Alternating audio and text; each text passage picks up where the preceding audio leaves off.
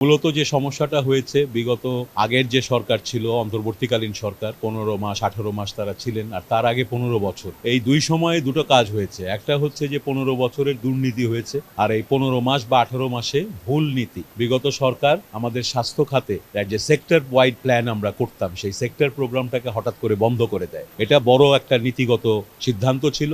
এর বিপরীতে কিভাবে আমাদের প্রোগ্রাম প্ল্যানিং হবে সেটারও কোনো নীতি তারা দিতে পারেনি। না দেওয়ার ফলে আজকে আপনারা দেখেছেন টিকা ক্রয়ের ক্ষেত্রে এবং টিকাদান কর্মসূচির ক্ষেত্রে বিগত অন্তর্বর্তী সরকারি সময় ব্যর্থতা এবং ব্যত্যয় হয়েছে। ফলে আমরা এবার সমস্যা দেখলাম, আমরা দ্রুত গতিতে সেটাকে নিয়ন্ত্রণে আনতে পেরেছি।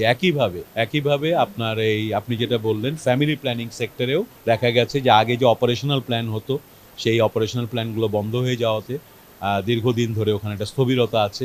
আমরা ইতিমধ্যে এটা নিয়ে কাজ করছি। খুব দ্রুতই আমরা এই ফ্যামিলি প্ল্যানিংয়ের উপকরণের জন্য যা যা করা লাগে সেগুলো করব। গতকালকেও আমরা মন্ত্রণালয়ে এগুলো নিয়ে আলোচনা করেছি। এখানে বেশ কিছু সমস্যা রয়েছে। এখানে অতীতের বিভিন্ন ধরনের দুর্নীতির অভিযোগ আছে এবং পাশাপাশি এখানে যে মেডিকেল কলেজ হাসপাতাল হিসেবে তার জনবল লোকবলের অভাব আছে। আমাদের মেডিকেল কলেজের টিচার যারা আমাদের আগামী দিনের ডাক্তারদেরকে পড়াবেন সেই ধরনের বিশেষ সাবজেক্টগুলোর টিচার এখনও শর্টেজ। পাশাপাশি আমাদের মেডিকেল কলেজ হাসপাতালে যে ডাক্তাররা রুগী দেখবেন বিশেষজ্ঞ সেখানেও পদের তুলনায় জনবল কম। তো এই সবগুলো বিষয় আমরা গুরুত্বের সঙ্গে দেখছি। কিছু কিছু ডিপার্টমেন্টে জরুরি মেশিনপত্রগুলো অব্যবস্থাপনার কারণে বিগত বছরগুলোতে অযত্নের কারণে অনেক কিছু নষ্ট হয়ে গেছে। সেগুলোকে আমাদের নতুন মেশিনপত্র দিতে হবে।